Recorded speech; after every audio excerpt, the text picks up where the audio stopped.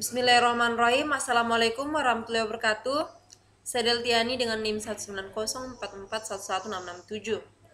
Dalam video kali ini saya akan menjelaskan makalah mengenai keamanan komputer akses kontrol. Langsung saja kita masuk pada bab 1. Di bab 1 ini kita akan membahas tentang latar belakang masalah, rumusan masalah, tujuan, dan manfaat. Langsung saja masuk pada latar belakang masalah. Keamanan komputer atau computer security merupakan suatu cabang teknologi yang dikenal dengan nama keamanan informasi yang diterapkan pada komputer. Pengertian tentang keamanan komputer ini beragam-ragam. Sebagai contoh dapat kita lihat beberapa definisi keamanan komputer menurut para ahlinya, antara lain. Yang pertama itu ada menurut Johan de Hoort dalam bukunya Analysis of Security Incident of the Internet, yang menyatakan bahwa keamanan komputer adalah tindakan pencegahan dari serangan pengguna komputer atau pengakses jaringan yang tidak bertanggung jawab. Kemudian ada juga menurut Goldman pada tahun 1999 dalam bukunya Computer Security, yang menyatakan bahwa keamanan komputer adalah berhubungan dengan pencegahan diri dan deteksi terhadap tindakan pengganggu yang tidak dikenali dalam sistem komputer. Kemudian ada rumusan masalah. Nah, di rumusan masalah ini kita dapat apakah yang dimaksud dengan akses kontrol. Kemudian jelaskan apa fungsi dari akses kontrol, teknik apa saja yang digunakan pada akses kontrol, cara kerjanya, kemudian komponennya, dan ada kelebihan dan kekurangan. Tujuannya itu kita dapat mengetahui pengertian dari akses kontrol, mengetahui teknik apa saja yang digunakan pada akses kontrol, mengetahui fungsi dari akses kontrol, kemudian komponennya, mengetahui kelebihan dan kekurangannya. Ada manfaat.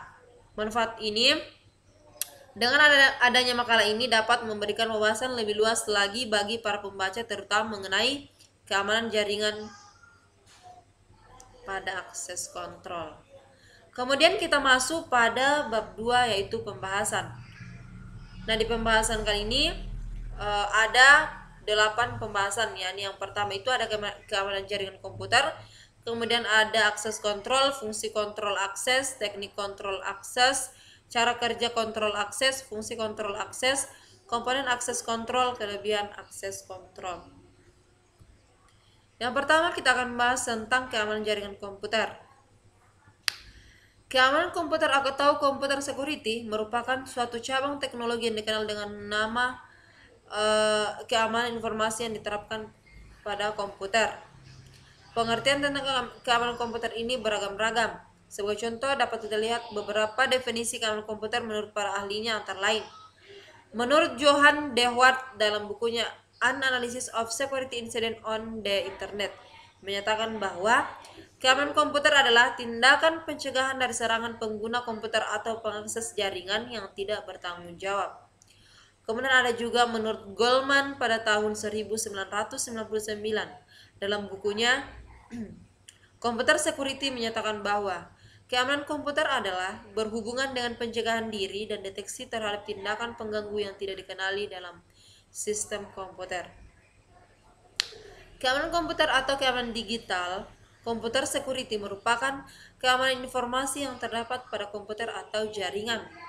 Keamanan komputer juga dikenal dengan sebutan cyber security atau IT security. Keamanan komputer bertujuan membantu pengguna agar dapat mencegah penipuan atau mendeteksi adanya usaha penipuan di sebuah sistem yang berbasis informasi. Informasinya sendiri memiliki arti non-fisik.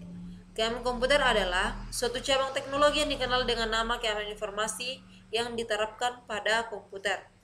Sasaran keamanan komputer antara lain adalah sebagai perlindungan informasi terhadap pencurian atau korupsi, atau pemeliharaan ketersediaan seperti dijabarkan dalam kebijakan keamanan. Kita masuk pada akses kontrol. Akses kontrol didefinisikan atau diimplementasikan sebagai pemberi izin terhadap sebuah objek tertentu secara spesifik. Akses kontrol sendiri membatasi orang yang akan mengakses objek tersebut. Tanpa adanya akses kontrol, kemungkinan sesuatu termasuk data dapat dicuri lebih meningkat. Akses kontrol adalah kemampuan untuk mengontrol akses ke suatu set sumber daya di daerah tertentu.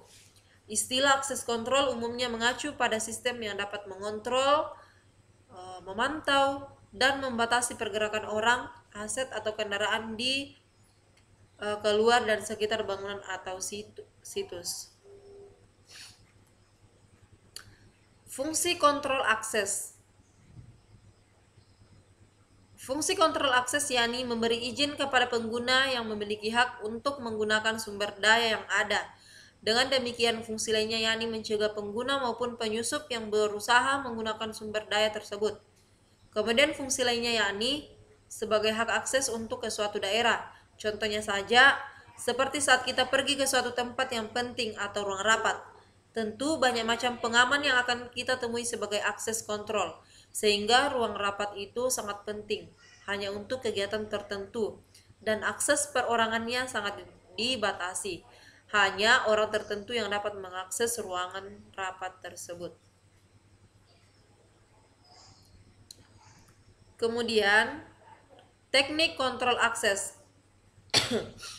Berikut beberapa teknik kontrol akses. Yang pertama itu ada mandatory access control atau MAC. MAC atau mandatory control access memberikan sebuah label keamanan terhadap sebuah subjek atau objek yang ada dalam sebuah sistem. Kemudian yang kedua itu ada directional access control atau DAC. DAC mempergunakan identitas dari subjek untuk menentukan apakah permintaan akses tersebut akan dipenuhi atau ditolak. Yang ketiga ada military data classification. Untuk klasifikasi data militer bersifat komersial yang dapat dilihat dalam penjelasan berikut. Yang pertama itu ada public, kemudian yang kedua itu ada sensitive, yang ketiga itu ada private, dan yang terakhir ada confidential.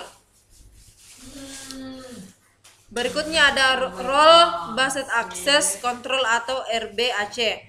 Izin akses kontrol yang diberikan tergantung dari peran yang ia pakai dalam sebuah perusahaan atau organisasi tertentu. Yang kelima ada atribut based access control. Akses ini dapat digunakan untuk sebuah atribut, subjek, identitas, peran, nama, data, catatan tertentu. Kemudian yang keenam ada klasifikasi data komersil. Metode yang paling umum digunakan adalah rule based access control. Berikutnya ada non-discretionary access control. Ini merupakan desain kontrol akses yang biasanya menggunakan role dari subjek atau kegiatan yang di-assigned kepada sebuah subjek untuk menerima atau menolak akses. Aturan-aturan digunakan dalam kontrol akses. Berikut adalah aturan-aturan yang digunakan dalam kontrol akses. Yang pertama, ada wajib memiliki satu akses daftar per protokol per arah. Kemudian ada akses list, standar harus digunakan ke tujuan terdekat. Akses list extended harus dapat digunakan ke asal terdekat. Outbound interface maupun inbound interface harus dilihat dari port arah masuk router. Akses yang diperoleh secara sekuensial dari atas ke bawah sampai ada yang cocok. Jika tidak ada yang cocok, maka paket data ditolak dan dibuang. Adanya pernyataan denieni dari akhir akses list dan tidak terlihat di konfigurasi. Akses list yang dapat dimasukkan harus difilter dengan urutan spesifik ke umum, sehingga host tertentu dapat menolak terlebih dan grup atau umum kemudian. Kondisi ini cocok untuk dijalani terlebih dahulu, sehingga perizinan atau penolakan dapat dijalani jika ada pernyataan yang cocok. Tidak dapat bekerja dengan menggunakan akses list yang aktif. Kemudian ada text editor, ini harus dapat digunakan untuk membuat komentar. Cara kerja kontrol akses. Sekali user login ke sistem, maka user tersebut diberikan otorisasi untuk mengakses sumber daya sistem. Yang perlu diperhatikan adalah siapa saja yang boleh membaca isi file kita dan bolehkah file kita di-share ke user lain. Ada 3 tipe dasar pengaksesan file, yakni read, write, dan execute. Terdapat beberapa metode dalam kontrol akses, diantaranya ada metode ownership, kemudian ada metode file types, kemudian metode self atau group atau public control, self group public controls. Komponen akses kontrol ada authentication. Autentikasi yang dimaksud adalah berupa keaslian suatu dokumen tertentu dan mengacu kepada verifikasi suatu objek yang diklaim benar atau tidak subjek tersebut. Contohnya, pada saat kita login ke email, tentu biasanya ada password yang harus kita isi.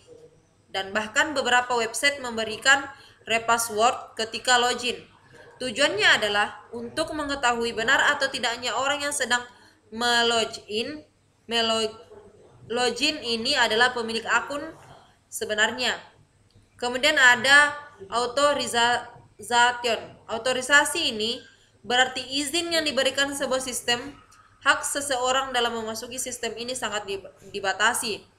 Biasanya otorisasi muncul setelah autentikasi. Contohnya saja, pada saat kita sudah masuk ke dalam halaman web tertentu, kita tentu dapat menemukan banyak profil orang. Contohnya seperti dalam Facebook, tetapi meskipun kita sudah dapat masuk ke halaman tersebut, kita tidak mempunyai hak atau wewenang untuk menghapus atau mengubah-ubah data orang lain di sana. Kelebihan kontrol akses. Yang pertama, menghalangi pencurian. Sebuah akses kontrol tentunya membatasi orang yang dapat mengakses ke area yang eksklusif. Tentunya, area tersebut dikatakan eksklusif karena menyimpan sesuatu yang berharga. Tentunya dapat mencegah terjadinya pencurian yang mungkin terjadi. Misalnya, pada sebuah museum terdapat akses sidik jari yang ada di area penyimpanan fosil.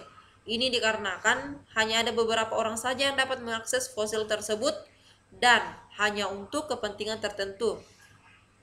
Kemudian yang kedua, meningkatkan level sekuritas. Di zaman sekarang sekuritas semakin canggih, seperti contohnya saat kita melakukan transaksi. Kita mempunyai ATM yang harus dimasukkan PIN terlebih dahulu. Saat masuk hotel ada typing kartu terlebih dahulu. Contoh kehidupan nyata, akses kontrol. Pertama, PIN to ATM, typing absen, typing kamar hotel, sensor sidik jari. Kita akan masuk pada bab 3. Nah, di bab 3 ini kita akan membahas tentang kesimpulan dan saran.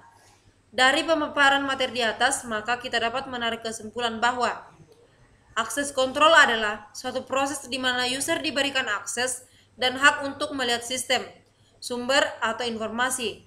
Untuk keamanan komputer, akses kontrol meliputi otorisasi, autentikasi, dan audit dari suatu kesatuan untuk memperoleh akses. Akses kontrol memiliki subjek dan objek. User atau manusia adalah subjek yang mencoba untuk mendapatkan akses dari objek atau software.